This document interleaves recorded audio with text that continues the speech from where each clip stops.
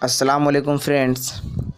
जैसा कि आप हमारे पहले वीडियो में मौलाना अबुल कलाम आज़ाद का ख़त जो गब्बार ख़ातिर से इंतख़ाब करके सदर यार जंग हबीबुर रहमान खान शेरवानी के नाम लिखा गया था, उसके कुछ मारूजी सवालात, मुख्तसर सवालात और मौलाना अबुल कलाम आज़ाद की शवान हयात हमने पढ़ा। मगर आज के इस वीडियो में हम लोग मौलाना अबुल कलाम आज़ाद की मकतूब निगारी का तनकीदी जायज़ा और मौलाना अबुल कलाम आज़ाद के मकतूब का ख़ुलासा या तनकीदी जायज़ा हम लोग आज अपने इस वीडियो में पढ़ेंगे। मगर इससे कबल आप सबों का इस्तकबाल है हमारे YouTube channel science tutorial by Firoz Hashmi में, और मैं आपके साथ फ़िरोज़ हाशमी। आपसे ये मुअद्दबाना अपील है कि आप अगर हमारे वीडियो को देखना पसंद करते हैं तो प्लीज़ हमारे चैनल को सब्सक्राइब भी कर लें और बेल आइकन भी दबा दें ताकि हमारी हर अपडेट सबसे पहले आप तक पहुंचे। मौलाना अबुल कलाम आज़ाद के ख़त बनाम हबीबुर रहमान खान शेरवानी का ख़ुलासा या तनकीदी जायज़ा। मौलाना अबुल कलाम आज़ाद का ख़त हबीबुर रहमान खान शेरवानी के नाम उनके ख़तूत का मजमूआ गब्बार ख़ातिर से इंतख़ाब किया गया है। ये ख़त किला अहमद नगर की यादगार है जो 14 जून 1943 को लिखा गया है।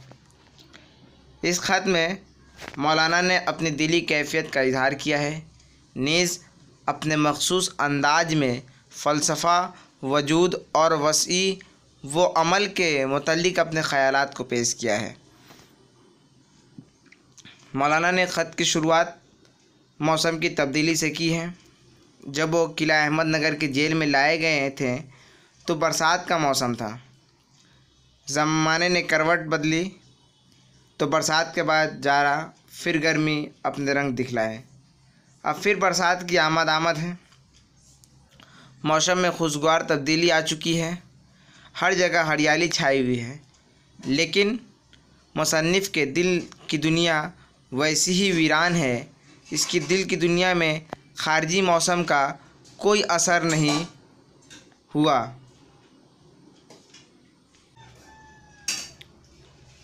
मौलाना ने एक नीम की खुश्क टहनी से अपने दिल का मुआजना किया है। आज़ाद कहते हैं कि एक वार्डर ने नीम के दरख्त से एक टहनी काटकर जर के पास फेंक दी। मौसम ने करवट बदली, हर तरफ सरसब्ज़ शादाबी छा गई, पूरा मैदान हरा भरा हो गया। वो नीम का दरख्त भी बरसात की खुशामदीद कह रहा है, लेकिन इस कटी हुई टहनी की ज़िंदगी बेरौनक होकर रह गई है। उसे बरसात की आमद से कोई सरोकार नहीं रहा। चहलकदमी के दौरान मुसन्निफ़ की ठोकर में वो टहनी आ गई तो उसकी ख़िज़ा रसीदगी को देखकर सोचने लगे कि इंसान का दिल भी कभी यही हाल है। इसमें नई नई ख्वाहिशात पैदा होती रहती हैं जो पाए तकमील तक पहुंचने के लिए बेकरार रहती हैं। अगर असल ज़िंदगी मेन स्ट्रीम से इसका रिश्ता नाता टूट गया तो वो भी इस खुश्क टहनी की तरह ख़िज़ा रसीदा हो जाता है। फिर दुनिया की तब्दीली और मौसम की खुशगवारी का इस पर कोई असर नहीं होता। मौलाना ने इस ख़त के ज़रिए अपने फ़लसफ़ाना नुक्ता निगाह की भी वजाहत की है। कहते हैं कि दुनिया की निरंगी और गुफ्तगी बहुत ही तंग वाक़े हुई है। जब तक एक मौसम के फूल मुरझा नहीं जाते, दूसरे मौसम के फूलों का वजूद नहीं होता। इस मामले में कुदरत का हाथ बहुत ही तंग वाक़े हुआ है। यानी कुदरत के जो ख़जाने लुटाने थे लुटा दिए। अब इन चीज़ों में सिर्फ़ फेर बदल का अमल जारी है। आज़ाद मजीद कहते हैं कि दुनिया की हर तामीर किसी तक़रीब का नतीजा होती है और हर तक़रीब के पीछे एक तामीरी अमल पोशीदा होता है। मुसन्निफ़ अपने इस ख़याल की तायीद में मुख्तलिफ़ मिसालें पेश की हैं। बक़ौल आज़ाद मैदानों में गड़े पड़ जाते हैं, मगर इस तक़रीबी अमल के पीछे एक तामीर अमल पोशीदा है कि इस मिट्टी के ज़रिए ईंट की भेंटों से ईंटें तैयार होती हैं। इसी तरह दरख्तों को काटा जाता है मगर जहाज़ बनकर तैयार हो जाते हैं। सोने की कानें खाली की जाती है मगर इससे मुल्क का खजाना बढ़ता जाता है। मौलाना को फूलों से बड़ी दिलचस्पी थी। कहते हैं कि अक्टूबर से अप्रैल तक फूलों की शादाबी का ज़माना है। मुसन्निफ़ खुद भी इसकी देख रेख में सुबह शाम सर्फ करते थे, लेकिन जैसे ही मौसम ने पलटा खाया फूलों की ज़िंदगी भी अक्सर बदल गई। अब इनकी जगह नए नए फूलों से चमन को आरास्ता किया जा रहा है और अब सिर्फ़ उन्हीं फूलों की रखवाली की जा रही है। अब इन खिज़ा रशीदा फूलों का कोई परेशान हाल नहीं। उन्हें बड़ी बेरहमी से इसकी असल जगह से उखाड़ फेंका गया। वो हाथ जो कभी इनकी रखवाली के लिए उठते थे, अब वही हाथ बेरहमी से उन्हें तोड़ फोड़ कर फेंक रहे हैं। इन फूलों की हैसियत महज झाड़ियों की सी हो गई और अब वो सिर्फ़ इसी मुशर्रफ के रह गए थे कि सिर्फ़ जलावन के काम आए। ज़िंदगी और वजूद का भी बईना यही हाल है। मेहनत, कोशिश और जद्दोजहद के बाद जो दरख्त फूल लाता है इसी की कदर होती है और जो बेकार हो जाता है उसे छांट दिया जाता है। इंसानी ज़िंदगी का यही हाल है। जो लोग शई वो अमल से नाबलद हो जाते हैं इसकी कोई हैसियत नहीं होती, इसके वजूद का गोया ख़ात्मा हो जाता है। इस मुख्तसर से ख़त में मौलाना के असलूब बयान की तमाम खूबियों की झलक नज़र आती हैं। शायराना नसर, अफसानवियत, रंगीन बयानी, अशआर का बरमहल इस्तेमाल, रोज़मर्रा का हुस्न, मौलाना की इल्मियत, फ़लसफ़ा ने इस ख़त को ज़ौज़ब नज़र और दिलकश बना दिया है। ये थी मौलाना अबुल कलाम आज़ाद का ख़त बनाम हबीबुर रहमान खान शेरवानी का तनकीदी जायज़ा या फिर खुलासा। अब इसके बाद हम लोग उनकी मकतूब निगारी का जायज़ा लेंगे। आप सभी दोस्तों से गुजारिश है कि अगर हमारी वीडियो अच्छी लगे तो हमारे वीडियो को लाइक करें, शेयर करें और चैनल को सब्सक्राइब करें। अब मौलाना आज़ाद की मकतूब निगारी का तनकीदी जायज़ा देखेंगे, या फिर क्वेश्चन इस तरह से भी पूछा जा सकता है कि मौलाना आज़ाद की मकतूब निगारी गब्बार क़ातिल के हवाले से अपनी वाक़फ़ियत का इजहार कीजिए। इस तरह से बहुत सारे सवालात पूछे जा सकते हैं। तो उनकी जवाब है कि गब्बार क़ातिल मौलाना आज़ाद के आखिरी ज़माने की तसनीफ़ है, लेकिन बुढ़ापे की औलाद नहीं। इसमें एक मुफ़क्किर की संजीदगी और एक नौजवान का खलंडरापन और इसकी शौखी भी, ये असमत जावेद की का कौल है। मौलाना अबुल कलाम आज़ाद का शुमार उर्दू अदब के साहिब तर्ज़ अदीबों में होता है।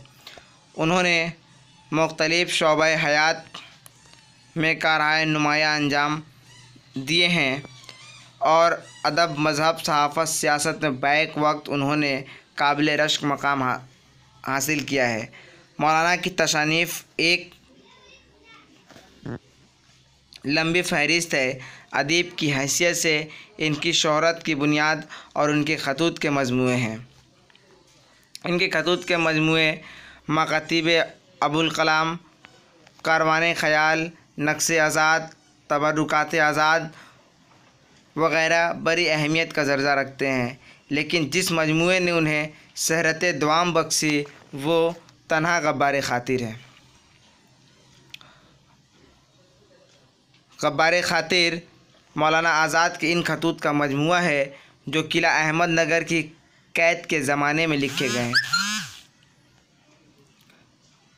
कैद की पाबंदी सख्त थी, न ही किसी से मिलने की इजाज़त थी और न ख़त किताबत की इजाज़त, लेकिन मौलाना अपनी इफ्तिताद तवे से मजबूर होकर सिद्दीक़ मुकर्रम के नाम से वक्तन फ़ौक़तन खतूत लिख कर जमा करते रहें और रिहाई के बाद उन्होंने इस मजमूए को छपवा कर नवाब सदरियार जंग हबीबुर रहमान खान शेरवानी के पास भेज दिया। इस मजमूए में 24 खतूत शामिल हैं।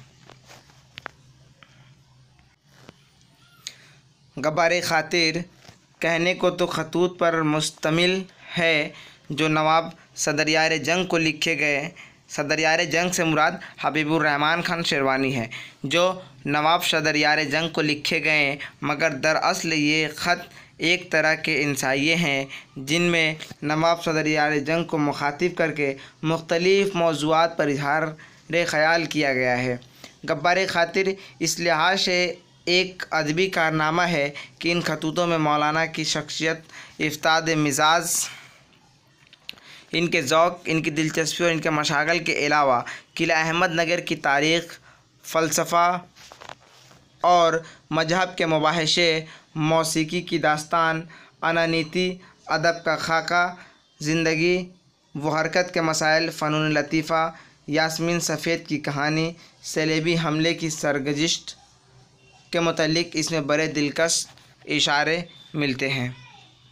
गब्बार खातिर अपने खतूत अपने ज़बान व बयान के एतबार से मुमताज़ है।